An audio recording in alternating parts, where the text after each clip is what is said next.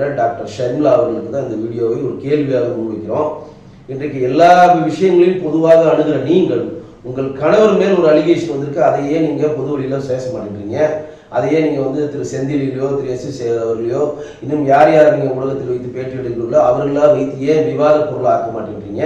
ஏன் பொது வழியில் அதை பற்றி விவாதிக்க மாட்டேங்கிறீங்க? அவருடைய கணவருக்கு யாருன்னு உங்களுக்கே தெரியும். திருப்பூருடைய எம்எல்ஏ இருக்கக்கூடிய விடுதலை சிறுத்தைகள் கட்சியினுடைய சட்டமன்ற உறுப்பினர் திரு பாலாஜி அவர்கள் அங்கே கோவளம் கேள்விப்பட்டிருக்கீங்க. திருப்பூரை ஒட்டி இருக்கக்கூடிய கடற்கரை கோவளம் கடற்கரையை சுட்டி காட்டுவதற்காக டூரிசமாக ஒரு ஹெலிகாப்டர் கம்பெனி, அந்த ஏவியேஷன் கம்பெனி அங்கே ஒரு கம்பெனி ஆரம்பிச்சிருக்காங்க. அதில் குறிப்பிட்ட அமௌண்ட்டை பெற்றுக்கொண்டு அவர்கள் ஒரு மேலே குறிப்பிட்ட தூரத்துக்கு சென்று அந்த கடற்கரையும் அந்த கோவளம் அழகையும் காட்டி விட்டு வர்றது தான் அவங்களுடைய பிரதான நோக்கம். அதற்காக அவங்க முறையான அனுமதியை மாநில அரசிடம் பெற்றிருக்கிறாங்க, மத்திய அரசிடம் பெற்றிருக்கிறாங்க. ஏன்னா கீழே வண்டியில் போகிறதுக்கு தான் மாநில அரசோட அனுமதி தேவை. வான்வெளியில் நீங்கள் பறக்கணும்னா அது மத்திய அரசினுடைய அனுமதி தேவை. சென்னையில் இருக்கக்கூடிய ஏர்போர்ட் அத்தாரிட்டி அதற்கான அனுமதியை கொடுத்திருக்கிறது.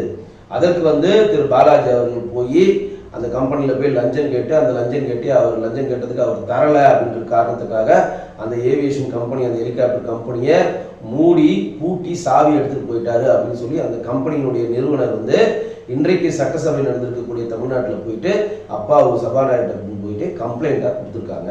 நீங்க கேட்கலாம், ஏன் ஒருத்தர் கம்பெனி மூடிட்டு போறாங்க, அவங்களோட கூட்டு போயிருங்க, நீங்க போலீஸ் கம்ப்ளைண்ட் கொடுக்க வேண்டியதானே, லஞ்ச ஒழிப்புத்துறை கம்ப்ளைண்ட் கொடுக்க வேண்டியதானே, ஏன் சபாநாயகர் கம்ப்ளைண்ட் கொடுக்க கூட அறிவார்ந்த கேள்விகள்லாம் சில பேர் கமெண்ட்ஸ்ல கேட்பீங்க.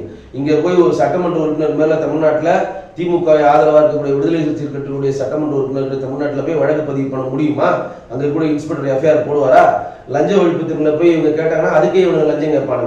ஏன்னா ஏற்கனவே நேரு மேல லஞ்ச ஒழிப்புத்துறையில் நம்ம இன்னைக்கு வரையும் கேட்டுட்டு இருக்கோம், வழக்கு பதிஞ்சு எங்களுக்கு இடி பர்மிஷன் கொடுக்கணும், இன்னைக்கு வரையும் வாயை திறக்காம இருக்காங்க. அப்ப எங்கேயுமே நியாயம் கிடைக்காத கடைசியில் உச்சபட்சமா எங்க நியாயம் கிடைக்குன்னு சொல்லிட்டு சட்டமன்றத்தினுடைய சபாநாயகரோட அப்பாவிட்ட புகார் கடிதத்தை அந்த ஏவியேஷன் கம்பெனி, ஹெலிகாப்டர் கம்பெனி கொடுத்திருக்கிறது.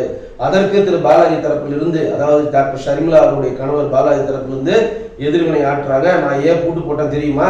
அந்த ஹெலிகாப்டர்ல முறையான லைசன்ஸ் இருக்கிறதா, அந்த ஹெலிகாப்டர் பெட்ரோல் இருக்கிறதா, அந்த ஹெலிகாப்டருக்கு இன்சூரன்ஸ் இருக்கிறதா, அந்த ஹெலிகாப்டர் மக்களை கரெக்டாக பத்திரமா கொண்டு இறக்குமா, இதெல்லாம் எங்களுக்கு தெரியணும். இந்த கேள்வியெல்லாம் நான் கேட்டதுனால நான் லஞ்சம் கேட்டேன்னு சொல்றாங்கன்னு சொல்லி ஒரு புதுமையான ஒரு பதிலா உதித்திருக்கிறார். நீங்க கேட்ட கேள்வி எல்லாம் சென்ட்ரல் கவர்மெண்ட் கேட்டுதாங்க அது பர்மிஷனே கொடுக்கும்.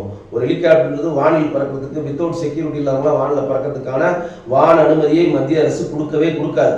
நீங்கள் கேட்ட புதிய ஹெலிகாப்டரா, இன்சூரன்ஸ் இருக்கா, அந்த பைலட்டுக்கு லைசன்ஸ் இருக்கா, முறைப்படி பயிற்சி பெற்றதா, கரெக்டா கடற்கரை ஓரமா கரெக்டா அந்த ஹெலிகாப்டர் பறந்து ஹெலிகாப்டர்ல கரெக்டா இறங்குமா, இந்த பாதுகாப்பு அம்சங்கள் எல்லாம் கரெக்டா இருக்குன்னு தெரிஞ்சாத அனுமதியை தரும். அப்படி மத்திய அரசு அனுமதி கொடுத்ததையும் மாநில அரசின் இடத்துக்கான அனுமதி கொடுத்து 2 அரசாங்கம் கொடுத்த அனுமதியை நான் ஏத்துக்க மாட்டேன்.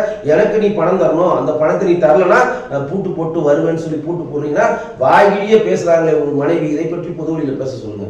ஒவ்வொரு முறையும் பாரத பிரதமரை பற்றியும் இங்க இருக்கக்கூடிய எதிர்கட்சி தலைவர் எடப்பாடி பழனிசாமி பற்றியும் பொதுவெளியில் பேசுகிற டாக்டர் ஷர்மிளா அவர்கள், நீங்கள் ஒரு நியாயமான ஊடகத்தை நடத்துவராக இருந்தால் திரு பாலாஜி அவர்கள் லஞ்சம் பெற்றதை உங்களுடைய ஊடகத்தில் நீங்கள் சொல்வதை நாங்கள் கேட்க வேண்டும். இல்லாட்டி உங்கள் ஊடகத்தை மூடிக்கொண்டு போய்விடுங்கள். அதான் தர்மம்.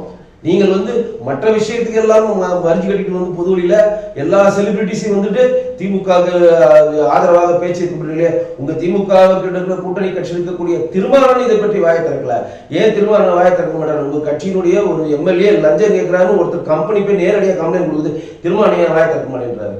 அப்ப இவர்கள் எல்லாம் திமுகவின் அடிமை ஊடகங்கள் நாங்கள் தொடர்ந்து சொல்லிக் கொண்டிருக்கிறது நிதர்சனமான உண்மையாகிறது. நன்றி.